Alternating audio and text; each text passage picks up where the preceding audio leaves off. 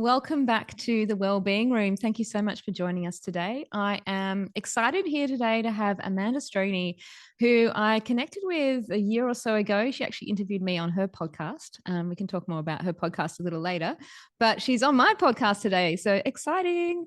Amanda is a registered yoga teacher and a certified transformational coach. And she focuses on financial prosperity, which is a really interesting topic that I want to unpick with her today. She brings principle-based coaching to each individual's unique circumstances. Amanda has spent more than half of her life believing that money defined her. Hands up if that's like everyone, well, not nearly everyone, but a lot of people, me included. So that what she did for work determined her value, and that everything she achieved externally would one day bring more happiness and peace. She knows firsthand that more money isn't the answer. And I think that's a really interesting thing we're going to talk about today. So, for the past 5 years, she has embarked on the journey of breaking down traditional money beliefs and the definition of success. Understanding who she was required a daily practice of stillness and the courage to live by her own principles and values. Amanda has learned it is possible to give and receive without guilt and shame, and to allow the flow of money to work with her. And she believes this is possible for every single person. So, thank you, Amanda, for joining us today. Welcome. Thank you. Thank you so much for having me. I'm excited to be in conversation again Yeah. because I just enjoyed our time together last time so much. Yeah, no, it was a really good conversation. And I just want to thank you for that opportunity because, it's like we don't often, I guess, as, professional yoga teachers or whatever, get a chance to really just dig deep into our stories and Right. share. And that was a really lovely opportunity that you gave me there. So thank you. Of course. So I'd like to kick off and just learn a bit more about how you came to yoga. Obviously, it plays a really important part of your life. Yeah. So do you want to share your sort Yeah, of story there? That'd be absolutely. great. Yeah, I'd love to. Thank you. Yoga for me, it's been interesting. I've always been interested in and spent a lot of time in the health and fitness space and been really active in my body.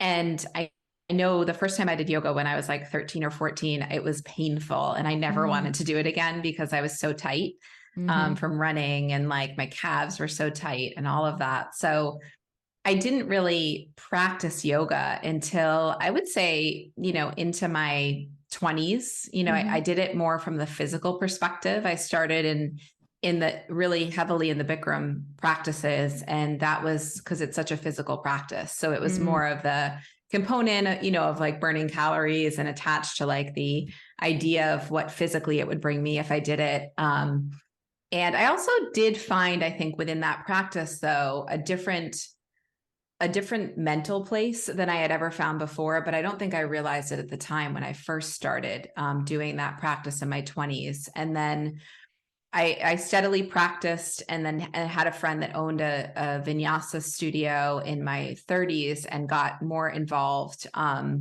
I would say when I ended my last relationship, and it was really hard for me to move through that, and that's Mm. when I turned to yoga. And I think I had this awareness within myself that I wanted more than Mm. what I was getting in all aspects of my life. And I think yoga was that avenue in for me to say like, Mm. what's here? And I remember practicing at this studio when I was actually living with my parents and just trying to figure out my life. And I was still working full time and working from home. And I just felt really deep into the practices. And then I chose that January 1st to do my first yoga retreat. And Mm. I just looked online. I just was scrolling online, like where's the good yoga retreat? And Yeah. I found someone, Melody Moore, Dr. Melody Moore. She's actually been on my podcast, is now a dear friend of mine, but I just randomly found her. And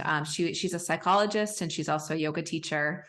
And at that point, I feel like I was working through a lot with my body, my body Mm. image, and that it felt like it was overtaking me, and trying to understand how I could have more compassion for myself and start to Mm. love myself a little bit more. And so her practices and teachings really resonated with me. And I decided to go on this yoga retreat, and I knew no one. I was just going to go on the Yeah. retreat by myself, and in Mexico and Tulum.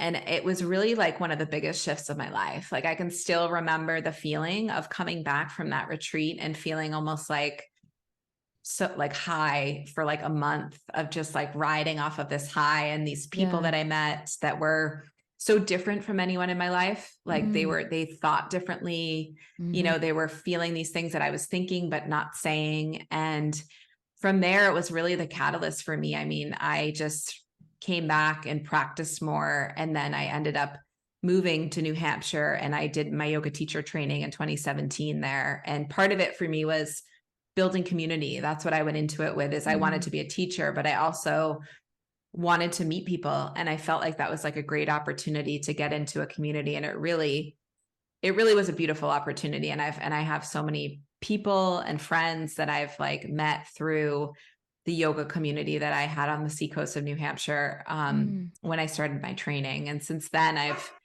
done additional trainings, and my teaching and my thoughts on teaching have shifted entirely. Yeah. Um, and I've really shifted from the physical practice, where now the meditation practice is really like, I feel like the golden ticket, whereas Mm. before the physical asana was so powerful. And I Mm. was even thinking this the other day that like, I don't get the same feeling when I'm doing the physical practice anymore that I used to, where I was Mm. able to sort of tune out and really be in the practice. And I think part Mm. of that is because I've deepened my meditation practice so much and taken myself that much further, that Mm. it's just not giving me the same value as it did before. But I still enjoy it, and I still love teaching, in Mm. so many different ways, but it's definitely evolved and shifted.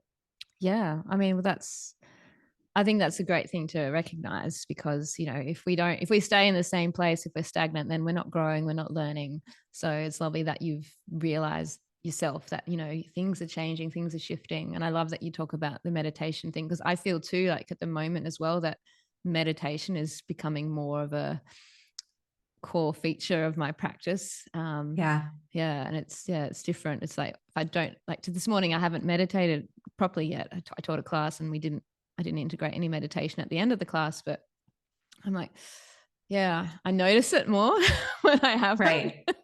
Yes, exactly. Yeah. It's like the icing on the cake. It's just that little bit extra Mhm. sweetness, that you get out of life by doing it. So, mm, Yeah, I totally agree. It's been definitely a game changer for me. And I know for myself, meditation was, I learned really in my first training, mm, my first teacher, he, we started with just 5 minutes, and we'd do mm, it during the training. And I remember sitting in the morning, like before I'd go to work, for like 5 to 10 minutes. And it really is the discipline, I think, mm, of just the consistency of doing it and yeah. starting at that pace. Now I can do 45 minutes to an hour, Yeah. and it Wow. doesn't feel like Mm, that long to me. And I know the effects are, like you said, I can feel the difference. And mm, it's become for me a non-negotiable. So it isn't something that it's built in, it's there, yeah. and I don't really, rarely miss it. I mean, Mm. I think like I recently went to Thailand, and I missed it because we went over the time zones, and like, I was like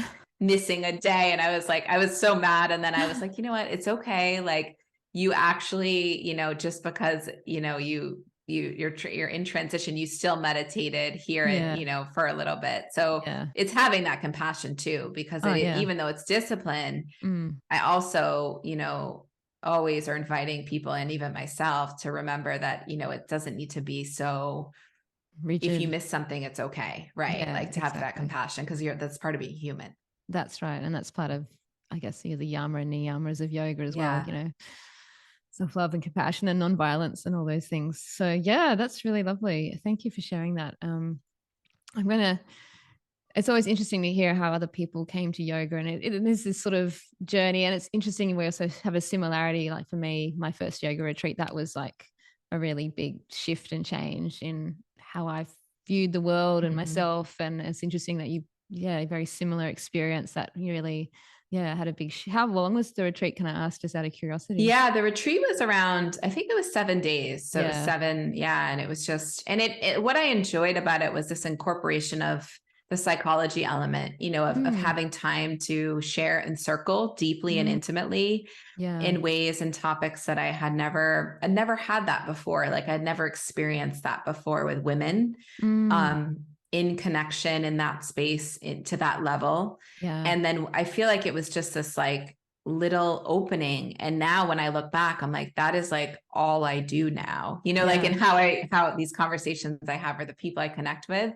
And Mm, it's incredible to me because like, I just never even realized it was there, yeah. but it was something that was within me. Mm, And just by taking the chance to do it when I yeah. had that feeling and thought, allowed me to be in this environment with people and to, connect in ways I didn't know were possible. That's where the magic happens, isn't it?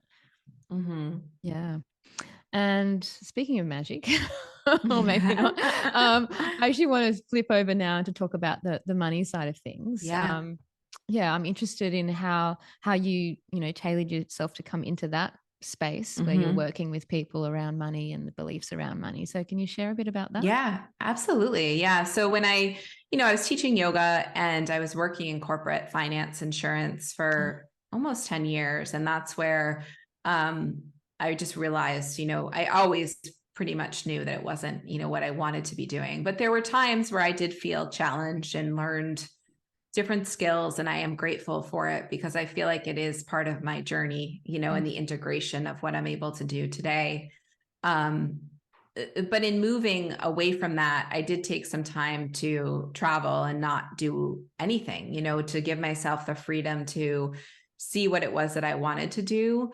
And in my undoing and starting to just talk about yoga, and I became more passionate about the yoga teachings and the yoga practices, and in talking to teachers and studios, I realized that there was just this like gap, that I felt like I had this unique skill set mm, of understanding how to manage my finances and understanding like, oh, a different way to look at it, and also be compassionate around the spiritual component and understanding mm, that people, that's really important because it's really important to me too. And I know that I've had those conversations with people, or with other people that have said things to me about finances coming across in a really, a way that they're not valuing my spirituality, or they're not valuing me as a whole mm, person. yeah. And so I realized, there is this space to use these skills that I have and to meet people where they're at, Mm, and to help them in this process to understanding how they can have a better relationship with their money, and mm, ultimately learning to trust themselves fully again.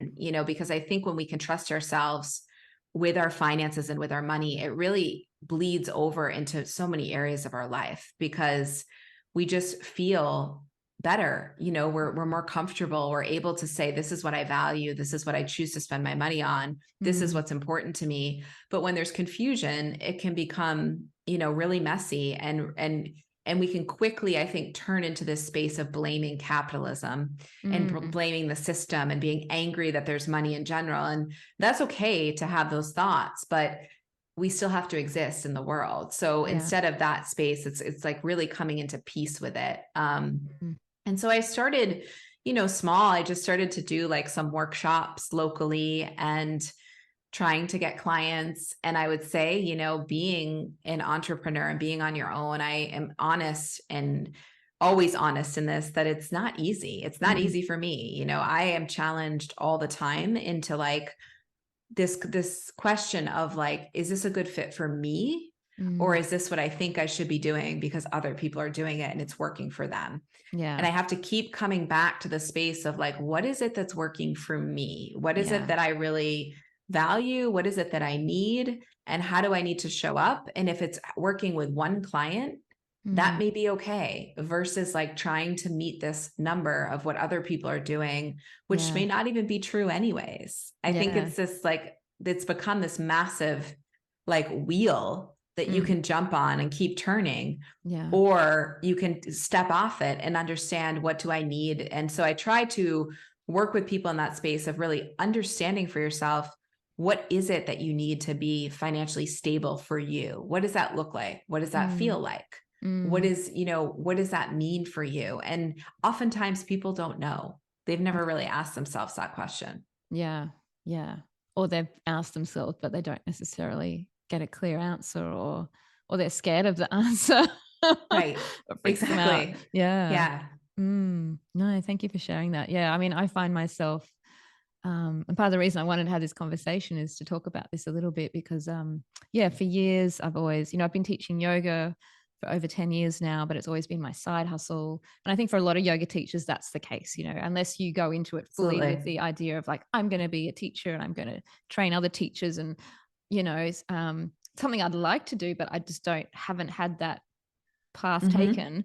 And so I've always had my toe in the professional world of, either teaching as a teacher in a school or working in online learning for other companies or the government. And yeah, just the last couple of years, been really feeling the need to get out of that space. But then battling with that, how am I going to survive financially? How am I going to pay my bills? How am I going to put food on the table? And I've been working with a business coach as well for a couple of years on the side, and just getting my head around all that. And so last year I took 4 months. I ended my full-time work. I just took 4 months off completely, lived off my savings. Then the stress of seeing my savings dwindle started, creating this anxiety and stress for me. So I ended up taking a part-time job, which was 3 days a week, but it kind of got handed to me and I was like, yeah, I'll give it a go. And then after, it was a 10-month contract, which I think I only did 5 months. And so at the start of January, I resigned from that role. And so now I'm just like, okay, here I am. I've had a tap on the shoulder for some freelance work, a few hours a week here. But now it's like, I'm really focusing on my business and I'm really just like, okay, well, I don't have a job. Um, and like my partner said the other week, she's like, you don't necessarily have a job, but you have a business and you're working on your business. And it's like, yes. And it's like, it's that balance of understanding that that's now my focus and trusting that Hmm. the universe is going to help me. The bills are going to get paid. There's going to be food. It's okay. Just really, this is what I've been wanting for so long, but it's just taken me so long to find it and realize it and actually do it. So it's like, Yeah. just embrace that and just enjoy it Hmm. and see how you go. I mean, we're not, it's only 1 month in because Right. it's only February, but just having that realization that, yeah, like I don't need the 9 to 5 necessarily, like it was always this balance between, went to uni, I should study, I should, do a profession because that's what I studied at uni. But what's my heart really saying? Like where does my Hmm. heart and mind and body and soul want to reside as far as work and, Yeah. and money? And I'm wondering, is that something that you find a lot? Is this kind of a similar story you hear your clients talk about, or is this something you help coach them through? Like, can you share a bit Yeah. about that? Absolutely. I appreciate you sharing that and opening up because I think that's part of what is helping, is Mm, to be mm, honest in that conversation. And I think there's often so much dishonesty in trying to create an image of something that isn't there yet for yeah. fear that people won't respect me if I don't have anything Mm, concrete yet or I'm not like this established yet, right? yeah. But Yeah. it really is that space where you are truly yourself opening up. And it Mm, is something that I see often and I've experienced, firsthand that mm, it's what you're referring to, the space of staying in trust and really being clear on what you do accept. Because when we do start to take on things that don't meet us where we're at, mm, we are taking that energy in a different direction, right? And mm. then it's harder to focus on the things that we want to. Yeah. And I think there's a component that I always talk to with clients about being really honest and realistic with yourself, right? If Mm, not having enough money for food is a real honest concern, that needs to be addressed. But if mm, it's a hypothetical like fear that maybe isn't true because you actually could switch some of your patterns and behaviors and make adjustments that could mm. bring you into a more balanced place if you start to look at your budget fully and say, okay, like I'm spending over here, right? Like I'm getting Yeah. that coffee every day, or I'm doing things that like I don't necessarily have to be doing. How could I, if I made that choice, Mm, then that's a different conversation, yeah. because I think there is this space of like black and white often, you know what I mean? And going to the extremes is what I noticed is people Yeah. immediately like, it's like, well, I'm going to be homeless and on the street, you know, versus like, is there a middle ground where I could still be in a space where I'm doing the things that I want to do and I'm trying to make this work. And then there may come a point where I choose to shift if I'm not seeing the progress that I want to see, or I need to make some changes or adjustments. I think it's always reevaluating with yourself and being Yeah. really clear. But the fear of not doing it and the risk to actually go all in Yeah. is what most of us are, you know, unable to move ourselves into because it's scary. And what you just shared, right? Like there is going to be time where things aren't coming in. You know, I think any entrepreneur can say that if they were honest with themselves, that there was probably a point where they were sitting thinking like, what the hell am I doing? Nothing's happening. Yeah. Even if they're like, you know, big time and, you know, everything looks great. There has to be those moments. And so it's like being honest with yourself to say, how long have I been in those moments? Like, has it been like you said, like, okay, it's been a month. You know, I think sometimes we like automatically jump forward into that.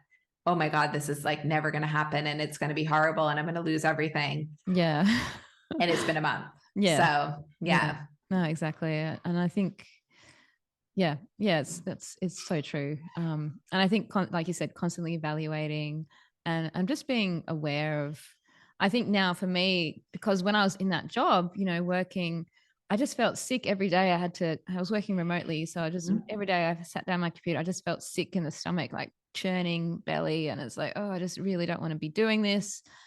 And not having to experience that now every day, it's like, it's this weight lifted off my shoulders. And even my yoga students are like, oh, you look really relaxed, Leah. I'm like, yeah, well, I guess I feel more relaxed. So and I'm actually enjoying my teaching, like yoga teaching more, because I'm not thinking about the other job that I have to do 3 days a week or 5 days a week. So it's a really, I'm hoping in the long term, and we maybe check in again in 12 months time and see where things are at. But yeah, it'd be really interesting to see how perhaps my yoga practice and my yoga business has hopefully flourished and changed and grown and transformed into different things. So yeah, I'm excited about the future now rather than just dreading Mondays.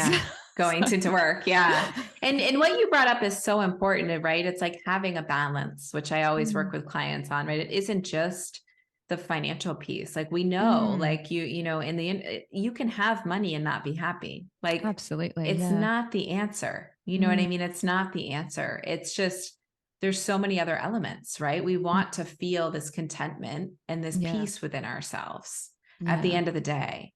And I think, so what's really important is understanding what will it take for you as a person to feel that based on your lifestyle, based on the things that you require for yourself. And when we understand that, we understand like where our money is going, right? Or where we're spending, or maybe where we can cut back. It's that knowledge within yourself to maybe make different choices, knowing they could be temporary or not, you know? And I think it's just being really honest with yourself. I think so much of the fear resides in the space of not knowing, of feeling like, okay, I don't know if I'm going to make it. But in reality, we all can look at how we spend money. We all can look at our fixed expenses. We all can understand from a numbers perspective of where we're at. That's not, there's nothing hidden about that. No, you know what I mean? I know things come up and there's hidden, you know, there is things in life that come up that you weren't expecting. Yeah. But for the most part, what I'm talking about is we all have that. Whether we choose to do that is another conversation, you know, taking ourselves and making ourselves accountable to just being in relationship to it. That's the way I like to look at it. It's like when you're in relationship to something or someone, you communicate with it, you know, you have conversations, you take care of it, you know, you don't push it away. You don't avoid it. You know, you identify where there's maybe like trauma or things going on. And it's the same way when we look at money. It's like, where are we in relationship? What does that relationship look like? And do I want to change it? And am I capable of doing that? Yeah. No, that's a really important point. I love that you brought up this relationship with money. Is I think I think, we all have a money story. Some of us have a great money story because we had really amazing parents that, all our parents are amazing in certain ways, but, some Yeah. parents really taught their children about the ways of money because they understood that maybe their parents taught them or they learned it as they grew up. And there's other people that, maybe didn't have that or are really struggling, just they're on welfare or whatever. And so we've built this relation as we get older. We've had these relationships with our parents, with our money, with everything, and we tell our stories in our head about, I'm not good with money, or that kind of thing. And so it takes a lot of effort, I think, to shift our perspectives. And I'm assuming this is the kind of work you do with your clients. Is Yeah. encouraging them to change that relationship, to look deeper at that relationship, to work through any trauma or Yeah. that they've put with that. And yeah, I mean, I've read a few books about this as well and done a few online courses. So Yeah. it's something that I've been working with a lot over the years.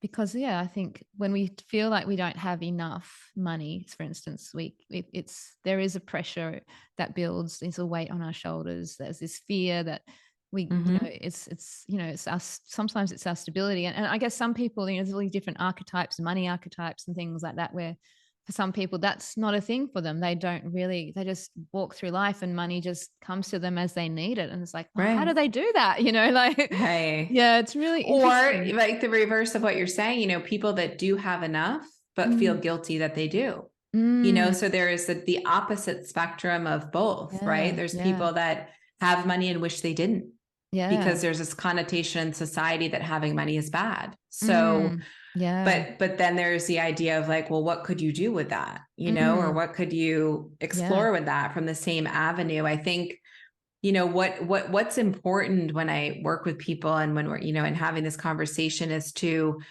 really understand it within yourself, and to then not spend so much time in the narrative, and trying to understand it deeper and making that shift into a different way of being for yourself.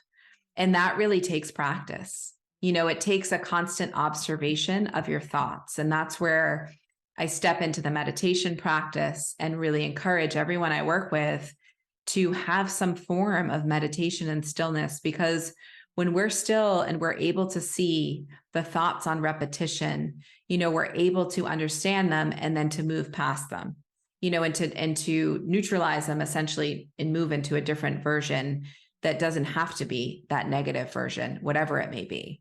But until we have that awareness, most of the times, if we're not allowing ourselves to be still or to see that, then what happens is we're using other tools as a numbing to Mhm, avoid, mhm. as a Yeah, temporary band-aid yeah. to a bigger issue. And it will come back again and again, Mm, it will, yeah, yeah, until we've learned. yeah. Or haven't, as the case may be. Yes, exactly. I love Exactly. I love that you brought that round again full circle to the meditation, from where we started earlier. And I guess I'm curious also about the type of meditation that you Hmm. practice or you teach to people as you go through this with them. Is there a particular, I guess, school of meditation, or is it just something you've honed and changed as you go? For me personally, so it's like sort of a twofold answer to your question. For me personally, in my practice, I started in just understanding meditation and all the different ways that you could meditate. There's so many Mm, different ways out there, like yeah. listening to things, mantra, sitting still. And then in the last couple of years, I've worked directly with a meditation teacher Mm, on techniques, different breathing techniques, and really in the space of looking through the lens of the Bhagavad Gita and the sutras to mm, understand like the teachings, because it's the knowledge that's coming from the teachings mm, is, what I'm referring back to. It's not just hypothetical, it's the yeah. knowledge of the teachings, and to use those teachings on an ongoing basis. And so my practice consists of, some inner mantra work and breathing, and then sitting in stillness. And like I said, I've maintained between like a 30 and 45-minute practice every morning Mm, consistently for, I would say, about 5 years now. And then trying to do an afternoon practice the mm, same amount of time. And that's been, I will admit, fully off and on. There have yeah. been times when I'm really on it. And then there are times when I'm not on it. And then I try to do longer meditations once a quarter, Mm. upwards of like 2 to 3 hours if I can, Wow. Yeah. and dedicate that space. But I do notice within myself, the longer I sit, the more space I have to observe, Mm. and leads me into ultimately some peace. I'm not there. I'm not, there. And I Mm. hope to be, and that's the path, is just continuing step by step, Mm. um, with the intent, of self-realization. Mm. But I don't hold myself, because there are periods where it's like, I feel more anxious or more more thoughts are coming in. And it's like, how could I have, gotten this far and then feel so Yeah. agitated, because different things are going on, and trying Mm. to have compassion. And so when I work with clients, I do share my personal practice, but I'm also very much try to remind people that your practice is your own, Yeah. and so your practice is not necessarily my practice. That may not work for you. Mm. I do believe that stillness and sitting is important, but Mm. I know some people have a bigger challenge with that, Yeah. have a bigger challenge with based on many factors, Yeah. trauma being one. Even the ability to close the eyes is not something that everyone can do. Yeah. And to be in that space of assuming they can is just not okay. Yeah. So I try to walk people into what will work for them. Again, trying to figure out, because the practice only works if you're consistent, Mm. if you're able to do it, and you're only going to do something that you desire to do, Yeah. so if it's Yeah. something like, okay, I need to sit for 30 minutes. I don't really want to do it. I don't really have intention behind it. I'm not interested. It's going to Mm. be more challenging. Yeah. So I think it's Absolutely. important to just navigate it yourself and figure it out. But Mm. I do think there is this fine line of having these real conversations with yourself to see where you could be playing games with yourself, of Yeah. avoiding what Mm. will work Yeah. because you just don't want to do it. And that's Yeah. like a different, like a Yeah. different nudge than someone that really doesn't know, or it is in Mm. this space of like, I don't know what these things feel like. Cause I think there is a lot of experimentation. Yeah. But as a society, we are very resistant to stillness versus Yeah. busyness, Yeah. And that's only So, increasing now with technology, right. Technology. the way Yeah. it's going. Yeah. People cannot, it's one, like, I often wonder, like, what did we used to do when we were waiting for a bus? Like, what did we Right. do? Yeah. Just stare at the traffic or Have look at the sky? conversations with each other, Yeah. right? Connect, or like, yes. Yeah. It's, It's- or just think deeply about something, mhm. let the mind wander. It's very interesting how minds and brains are being molded and changed by technology. And it's just Right. so easy to get access to. Mm. Well, that's amazing. So, oh God, there's just so much. We could just keep going, but I'm going to have to rein it in, I'm afraid. I, So, excuse me, I would just like to ask you one quick question before we finish up. yeah. And just if you could share with our listeners, because it's the wellbeing room, and I do like to hear from other people about, what's one thing that has improved your well-being to help you get more out of life. And it may be yoga related, it may be completely unrelated. So I'd love you to share something with the listeners or the viewers who are watching on YouTube. Yeah, something for Yeah. yourself. I think it's what I've already said, meditation and Mm. stillness, I think is really, for me, has been the one thing that has allowed me to develop a greater sense of joy in the world. Mm. Yeah. Because when I'm in these spaces and I'm able to be still and be in awareness, I'm able to have more compassion for those around me. I'm Mm. able to soften my judgments and to move into spaces where I'm connecting with people, even if I'm not in agreement. And Yeah. that's part of life that I was in resistance to for so long, and so angry, Oh, because it okay. was like at people that were, doing things differently than me, or were getting more than me, or I was doing this and they were getting ahead and I wasn't, and all these judgments. And Mm. I've seen myself soften into these spaces of acceptance and being able to be in space with people and really just accept them for their path and their journey. And that is, to me, through the practices of being still, even for moments, even for, Mm. just a single moment. And then also having self-reflection, Mm. having reflection back into my own self and to hold myself accountable for my actions and take responsibility for myself always, even if it isn't the best version, because Yeah. sometimes it isn't, Yeah. like sometimes it just isn't. And so I have to own that. And every time I do, I feel like I get a little softer in my judgments towards others, as, Yeah. Mm. interesting as that is, when I Yeah. take that ownership and I say, wow, I didn't mean that, or that wasn't Mm. nice, or Mm. let me look at that. It gives Yeah. me that accountability. So Yeah. Thank you for that. you're That's welcome. really beautiful. That's just made me think about something that I did yesterday, which I need to take responsibility for. No, and it's a beautiful thing. I think, yeah, I love all of it. I love all of it. I just want to ask one other little quick question. When you Yeah. meditate, is there like some sort of like you have a special cushion, or do you go somewhere special, or like, what's the kind of thing that really helps you connect with your practices? It might not be a physical thing. I don't know. I'm just curious. It is for me having the same location if I can, if I Mm. can, just having the space in my home that is dedicated to meditation. Mm. And there's some things, in like the form of an altar and things that are representative to me that are important. Yeah. And that helps me to come back to that space again and again. And that is Yeah. really important. I've always made that Mm. a real priority. And then I think it's just for me in the morning, it's been also doing it before I do anything else. Yeah. As Yeah. hard as that is, like Mhm. not checking the phone, not doing anything, like get up, go to the bathroom, brush my teeth and meditate, like there Mhm. isn't anything in between. Yeah.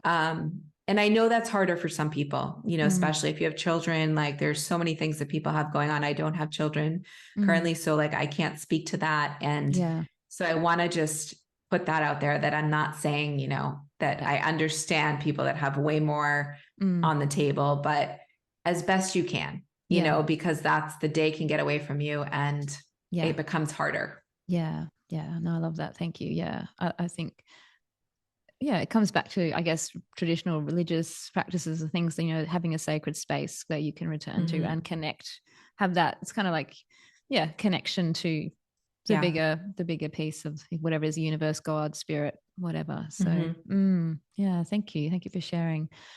Well, that's all we have time for today. I just want to say thank you again for joining me in the Wellbeing Room, Amanda. It's been a real, great discussion, and I hope our listeners and viewers get a lot out of what you spoke about. And yeah, so if you want to get in touch with Amanda, I will put her details in the show notes.